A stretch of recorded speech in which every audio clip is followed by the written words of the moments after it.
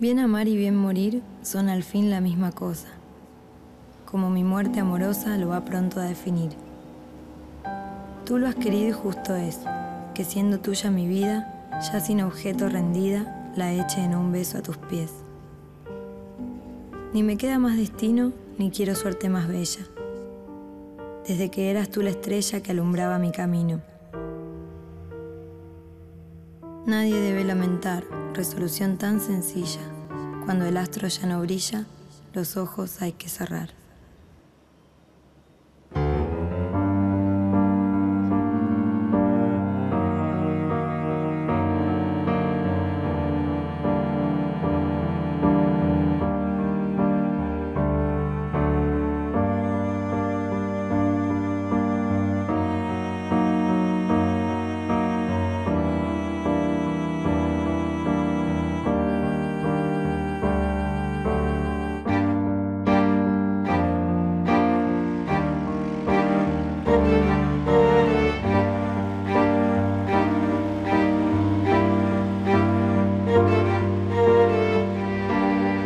El 18 de febrero de 1938, el primer poeta de la Argentina decide que su muerte se escribirá como tragedia. Sobre las razones del suicidio de Leopoldo Lugones hay muchas y diferentes versiones. Y aunque vivió escribiendo sobre la muerte, nunca dejó una línea que intentara explicar lo inexplicable. Bueno, como te comenté por teléfono, estoy haciendo un programa sobre Lugones y te quería contar unas cosas relacionadas con la muerte y el veneno. ¿Sí? ¿Te puedo grabar? Sí, no hay problema. Bueno, entonces, en primer lugar te quería preguntar, ¿cómo es la muerte por ingesta de cianuro? Bueno, la muerte va a depender un poco de la cantidad ingerida y la concentración ingerida. Puede ser una muerte muy rápida, puede ser una muerte de tiempo intermedio o un poco más prolongada en el caso de la dosis sea más baja, o obviamente si la dosis es por debajo del nivel tóxico es posible que se pueda tratar y que tenga un buen pronóstico. El cianuro tiene la particularidad de afectar a nivel de la célula la respiración de la célula. Entonces lo que hace es bloquea lo que se conoce como respiración celular y de esa manera el oxígeno que ingresa no puede ser utilizado por la célula y de esa manera produce una alteración a nivel de todo el organismo que lleva muy rápidamente a la muerte. ¿En qué dosis es letal? El cianuro es letal en una dosis de 1 miligramo a 2 miligramos por kilo de peso de la persona que lo ingiere. De todas maneras, con 50 miligramos se puede provocar la muerte de una persona. Va a depender obviamente si es sólido o líquido, en este caso, distinto es si es en forma gaseosa, ¿no? Como ácido cianhídrico. Bueno, ¿y qué gusto tiene? Bueno, los que lo probaron y sobrevivieron dicen que realmente es muy amargo y el olor que se refiere es a almendras amargas.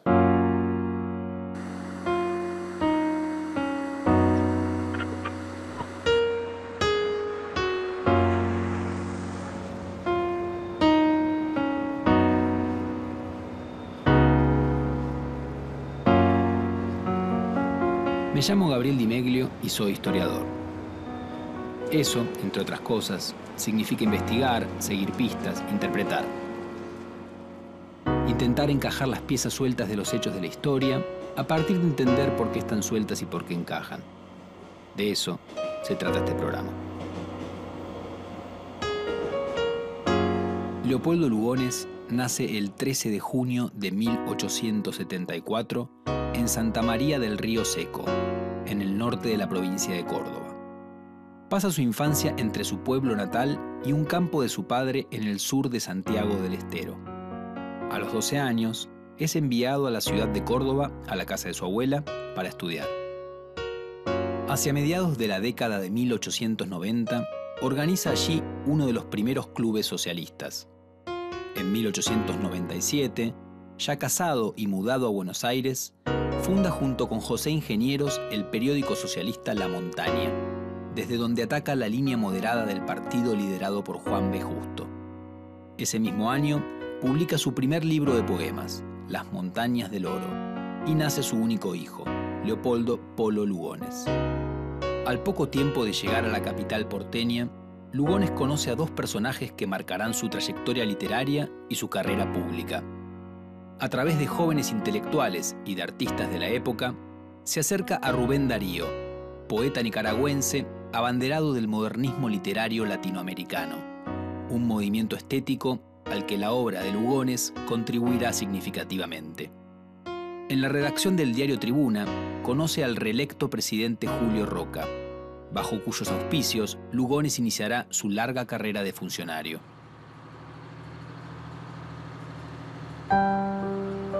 Por alguna razón, después de haber escrito más de 20 libros, entre poesía, ensayos, novelas y cuentos, la biografía de Roca que ha comenzado a escribir se resiste. Lugones, deprimido, no puede seguir y escribe su mensaje póstumo. Leopoldo Lugones comparte la suerte económica de la generación de jóvenes escritores a la que pertenece. El crecimiento de la alfabetización expande el mercado editorial, pero nunca tanto como para que los jóvenes poetas vivan de lo que quieren escribir. El apoyo de Rubén Darío le da prestigio literario, pero no dinero, y las colaboraciones en el diario La Nación no le garantizan estabilidad. Para Lugones, la cercanía a los círculos roquistas resulta más redituable. Trabaja en correos y telégrafos y luego en el Consejo Nacional de Educación, que entre otras cosas le encarga varios estudios históricos, como el dedicado a las misiones jesuíticas o la biografía homenaje de Sarmiento. Las odas seculares, dedicadas a celebrar los logros del progreso material argentino, convierten al poeta cordobés en una de las voces literarias del Centenario de Mayo en 1910. Al mismo tiempo, Lugones se va instalando como voz autorizada en el naciente debate sobre la cuestión nacional. La pregunta es cómo puede integrarse a criollos e inmigrantes en un colectivo nacional definido, no solo en términos jurídico-políticos, tal como había sido propuesto por la Constitución de 1853, sino en términos culturales. La lengua, la literatura y las tradiciones se convierten entonces en arena de debates sobre qué contenido debe tener esa nacionalidad. Discusiones que incorporan el tema de la formación de una raza nacional. La alfabetización en castellano, la formación cívica, el estudio de la literatura, de la historia y de la geografía en clave nacional son elementos fundamentales en la construcción de esta nueva comunidad. Con el correr del tiempo, Lugones le irá dando forma a nuevos modos de pensar la relación entre la nación y la política. Pero entre tanto, no solo de encargos se alimenta la pluma de Lugones, quien por esos años, con Lunario Sentimental y otros libros de poemas, va consolidando su lugar en la joven guardia de las letras americanas.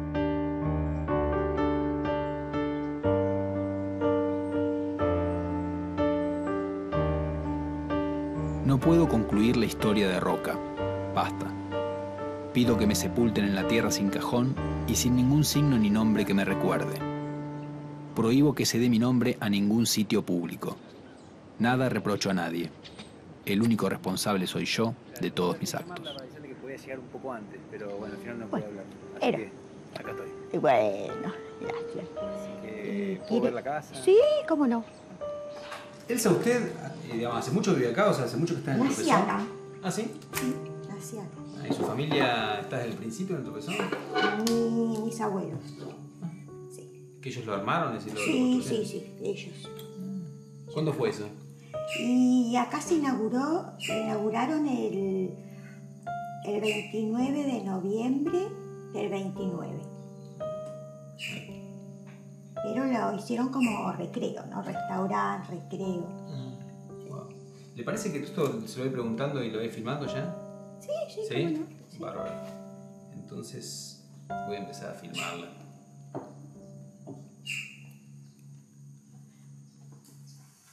Y Elsa, entonces cuando Lugones vino acá, esto ya estaba funcionando hace un tiempo como un recreo. Sí, sí. ¿Y Lugones había venido anteriormente? No. O sea, En el Tigre, en la estación fluvial, tomó una lancha y pidió que lo trajeran al Tropezón. así estuvo. Como usted. Ajá. ¿Y qué pasó cuando llegó acá? Bueno, lo recibió mi abuelo y Lugones le dijo que quería una habitación muy fresca y tranquila. Bueno, le dio la habitación.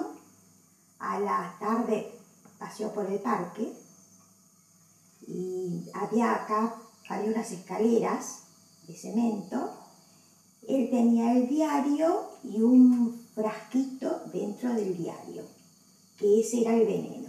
Ajá. Fue a una de las escaleras, lo rompió y volvió hacia la habitación. Cuando volvió, pidió que a las 9 de la noche quería cenar, pero antes que le llevaran una jarra de agua y un vaso. Y así lo hicieron. Le llevaron la jarra de agua, un vaso, y bueno, cuando eran las 9, mi abuelo lo va a llamar, no contestaba. Fue nuevamente, no contestaba. Entonces, acá había de clientes 5 muchachos que estaban pasando días. Y dice, vamos nuevamente. Abren la puerta de la habitación y estaba muerto. ¿Cuál fue el trayecto que hizo Lugones ese día? El trayecto fue, bajó la escalera. Ajá. Y tomó ese caminito hacia allá. El que va para allá. Ajá. Había escaleras. Sí. En una de ellas, la última, rompió el frasquito de veneno. ¿Por qué lo rompió? Porque seguramente no lo podía abrir. Ajá. Okay. Y se volvió hacia la habitación. Que está acá. Que está acá en ese pasillo. Hace mucho que no se abre. ¿Ah, sí? Sí. ¿Y lo tienen preservado así como...? Sí. ¿Y esta historia usted, digamos, qué se la contó? Es decir, ¿es una cosa familiar? Claro, sí, mi abuela. Ajá. Como algo así que van pasando de generación en generación. Pasados los festejos del centenario, las novedades del nuevo siglo argentino van alejando a Lugones de su admiración por los logros de la República Liberal, sobre todo una vez que ésta comienza a abrir sus puertas a una experiencia más democrática. Los vientos de cambio que inaugura la Ley Sáenz Peña en 1912 son recibidos con desconfianza por el poeta, quien decide por esos años trasladarse a Europa. No obstante, la situación en el viejo mundo lo obliga a regresar a su país en el último vapor comercial que parte de Londres, antes del estallido de la Primera Guerra Mundial. Un nuevo centenario, el de la Independencia, ve la publicación de otra obra de Lugones destinada a tener gran influencia, El Payador. En El Payador, Lugones eleva la figura del gaucho, más precisamente del protagonista del Martín Fierro, a la del arquetipo de la nacionalidad argentina, dando al poema de José Hernández una importancia similar a la de los poemas de Homero en la cultura de la Grecia clásica. La consagración del Martín Fierro ensayada por Lugones resulta exitosa debido al debate intelectual que alimenta la cuestión nacional. El Martín Fierro, el de la Vuelta, ensalzado por Lugones, dota a la élite intelectual de una figura de gaucho maleable, dispuesto a integrarse voluntariamente a la Argentina de los ganados y de las mieses. Y ese gaucho domado viene a darle a la clase conservadora una respuesta efectiva contra lo que se percibe como una especie de invasión, la de los inmigrantes y con ellos la irrupción de ideas de transformación y revolución social. Ante la creciente conflictividad obrera de la primera década del siglo y el auge del anarquismo, el Estado argentino sanciona las leyes de residencia y de defensa social. Si antes los inmigrantes habían sido la promesa civilizadora, ahora son vistos como una potencial amenaza de barbarie. La publicación del Payador se produce en el mismo año en que la Ley Sáenz Peña se aplica por primera vez para las elecciones presidenciales. Hipólito Yrigoyen, el candidato de la Unión Cívica Radical, se consagra presidente en 1916. El ascenso del radicalismo no genera para Lugones mayores expectativas. Sus recelos frente a un poder de base popular se van a ir traduciendo en una actitud de rechazo hacia la política en su conjunto.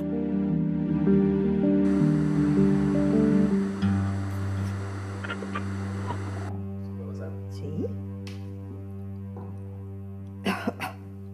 Y esta es la cama a donde se mató. ¿Lo encontraron acostado ahí? Sí, lo encontraron tirado, digamos, caído hacia aquel lado. O sea, sobre el costado, Sobre el costado, suelo ya. Ya en el suelo. Ajá. Sí. Bien. Y esto está así como... La habitación desde sí está así. Qué fuerte. Está.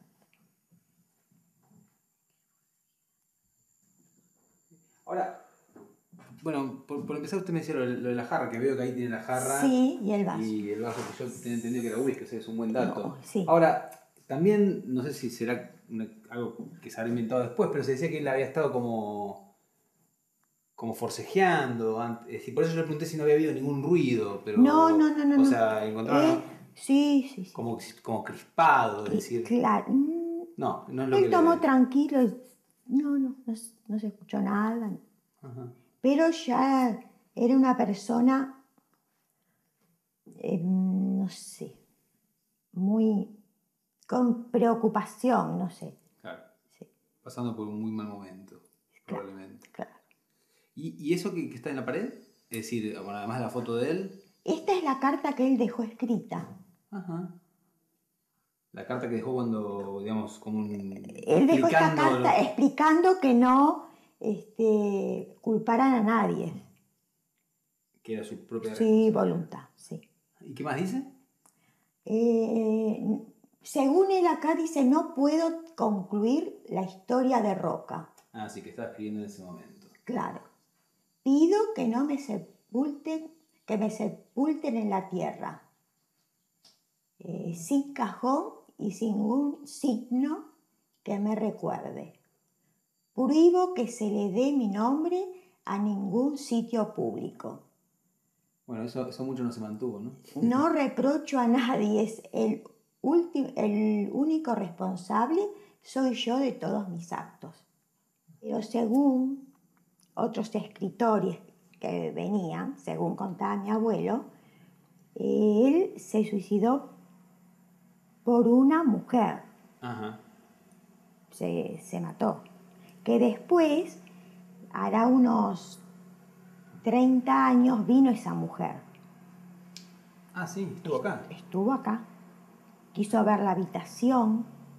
Ah, ¿y usted la vio? Yo no. Ajá. Mis tías y mi padre y mis abuelos. Bueno, lo voy a filmar un poco porque es fuerte. Sí.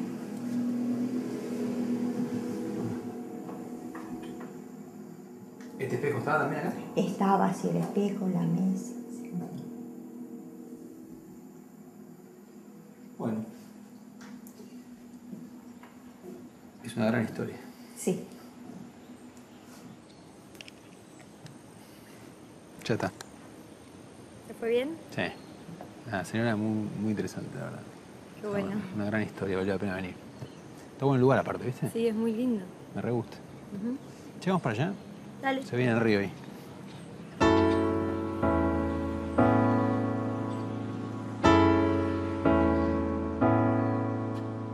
Lugones escribía lo que sentía o lo que le convenía escribir. No sé. Supongo que las dos cosas.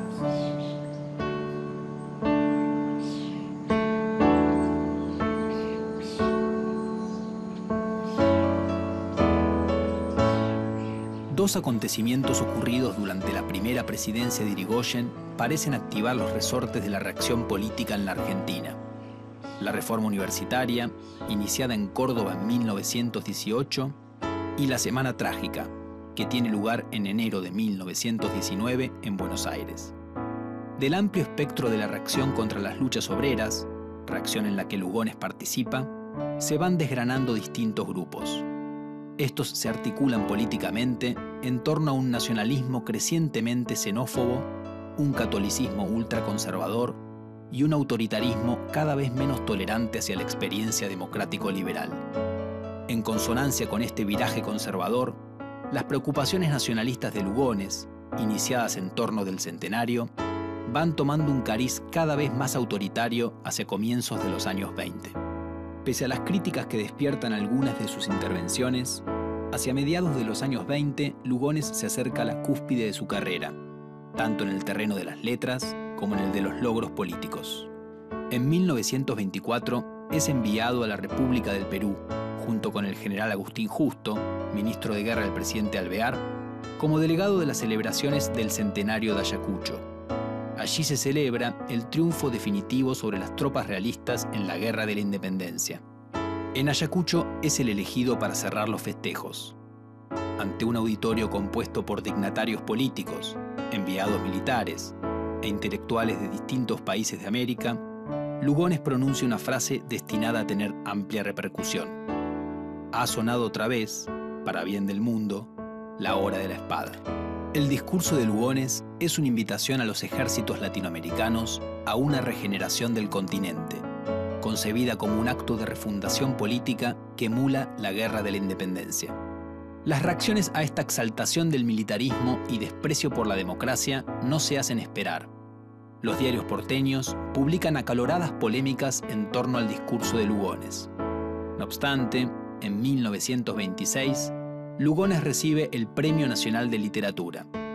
La consagración le llega al máximo poeta modernista en el mismo año en que se publica El juguete rabioso, de Roberto Arlt, y Don Segundo Sombra, de Ricardo Guiraldes. Y mientras Borges y otros jóvenes poetas vanguardistas renuevan la escritura desde las revistas Proa y Martín Fierro. Hola. Hola. 2 para la Guerra Gaucha, por favor. Sí, ¿Cuánto es?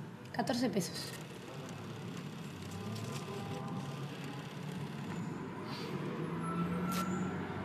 Bueno, gracias. De nada. Chao, hasta luego. Chau.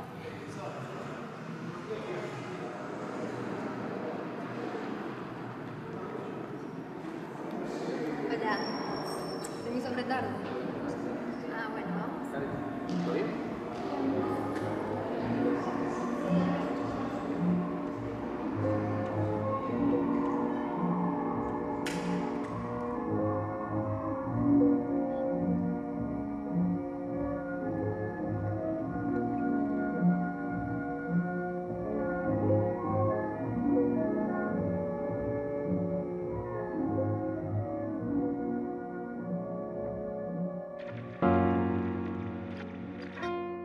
Gabriel, bien. Todo el tiempo. Bien, todo muy bien. Sí, sí, sí. No había venido acá, está buenísimo el lugar. Sí, es un lugar histórico. ¿Lo tenés igual que cuando estaba Lugones? Sí, casi igual, casi igual. Algunos cambios superficiales, pero está igual el despacho. ¿Acá Lugones qué hacía concretamente? Él dirigía la Biblioteca Nacional de Maestros. Esto está dentro del Palacio Sarmiento del Ministerio de Educación. Entonces, fue su despacho. ¿Entre cuándo y cuándo? 1915, 1938, cuando se suicidó. ¿Te puedo ir filmando? Así vamos Bueno. ya ganando tiempo. ¿Cómo no? Ay, por favor. ¿Acá, por acá? Que si me parece ese fondo está bueno. Sí, bueno.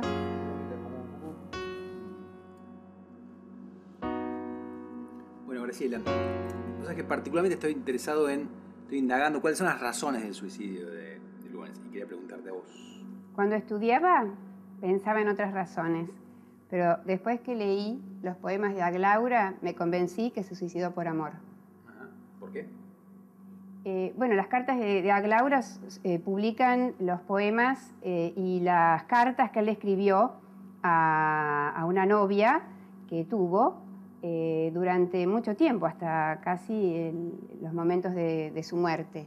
Y allí se conoce entonces estos años de Lugones, que van del 26 hasta que deja de ver a Aglaura, y bueno, leyendo las cartas, entonces uno puede pensar que fue muy grande el impacto que esta mujer dejó en Lugones justo cuando cumplía 50 años, y él mismo decía que estaba en una crisis, que estaba solitario, triste, y la imposibilidad de seguir viéndola causó realmente una pena muy grande que, quizás sumado a otras variables, bueno, decidió que terminara su vida.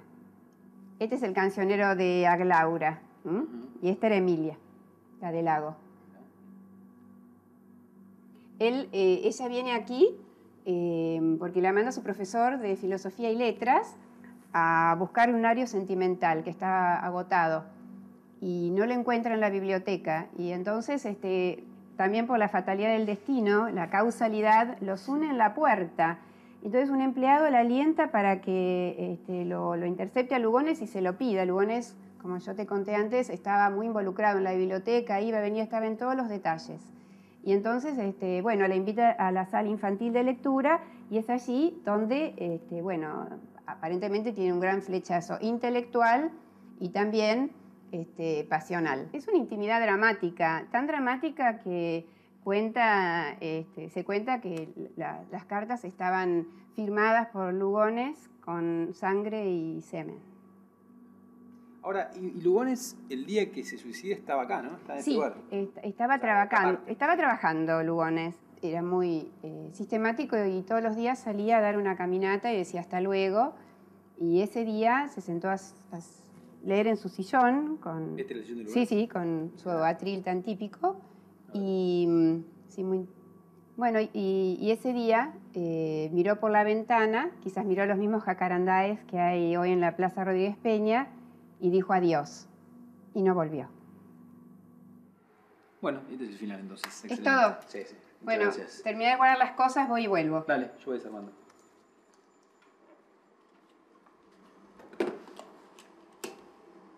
Estuvo bueno, ¿no? Sí, estuvo bueno, pero un poco triste. A fines de la década de los 20, se manifiestan los brotes de un movimiento nacionalista profundamente conservador y xenófobo.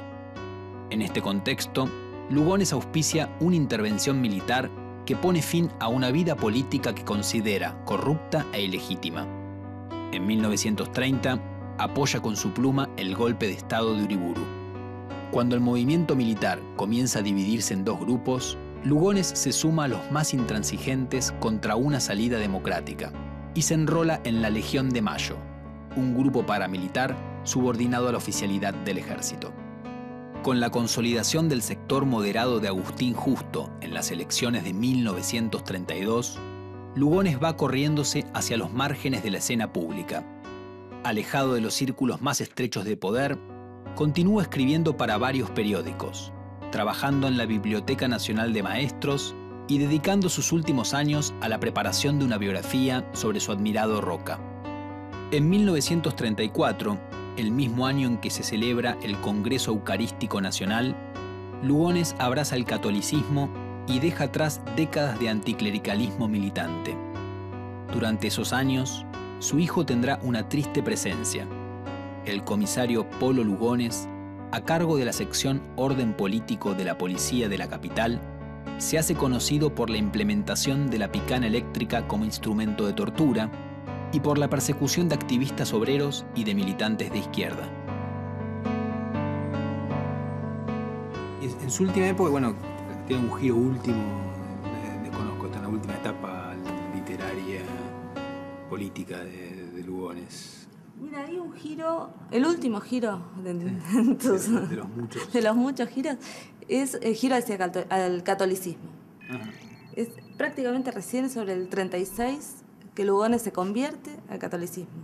Hasta ahí era alguien que con una fuertísima distancia hacia la iglesia, y en el 36 empieza a escribir a favor de un orden católico. Prácticamente piensa que la salida es la restauración de un orden medieval, centrado en la iglesia. Eso es 36-38, ese es el último, diría el último y desesperado Lugones, ¿no? ¿Por qué desesperado?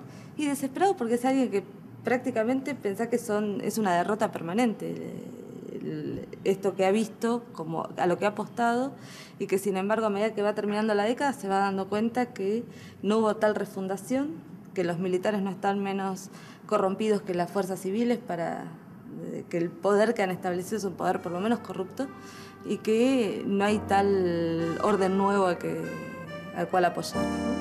Y eso con una enorme soledad política y personal, ¿no?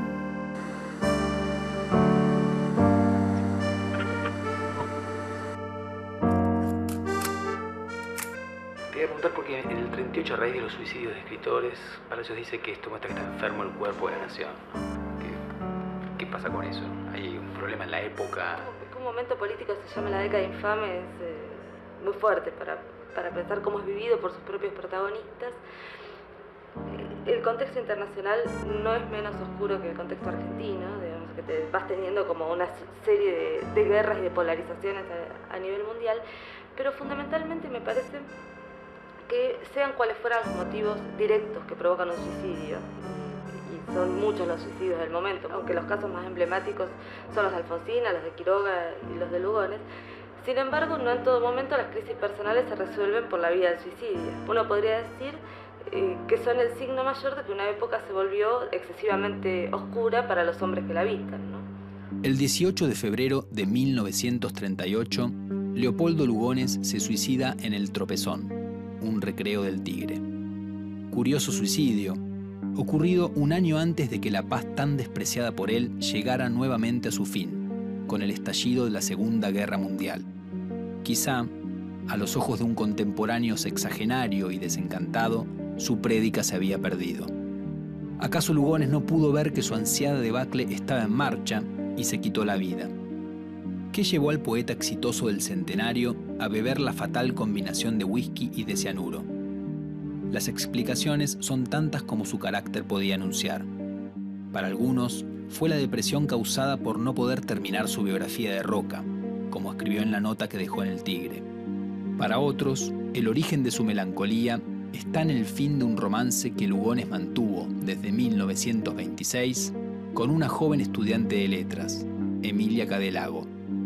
A comienzos de los años 30, la persecución de su hijo el comisario obligó a la joven a dejar al poeta. Dicen que Lugones nunca se resignó. Quizá lo atormentaba el ver que se encontraba cada vez más aislado de los círculos de poder y que sus glorias literarias comenzaban a convertirse en el pasado de las letras argentinas.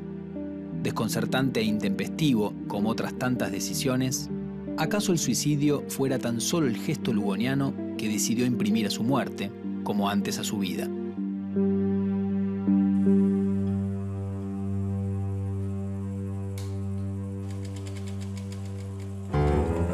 Desencanto político, familiar, amoroso. Probablemente nunca sabremos cuál de todas estas razones fue la verdadera causa que desencadenó el suicidio. Borges, su incondicional admirador, lo despedirá con su mayor elogio. Decir que ha muerto el primer escritor de nuestra república, decir que ha muerto el primer escritor de nuestro idioma, es la verdad, y es decir muy poco. Muerto, debe ser solo juzgado por su obra más alta. Su destino le impuso la soledad, porque no había otros como él, y en esa soledad lo encontró la muerte.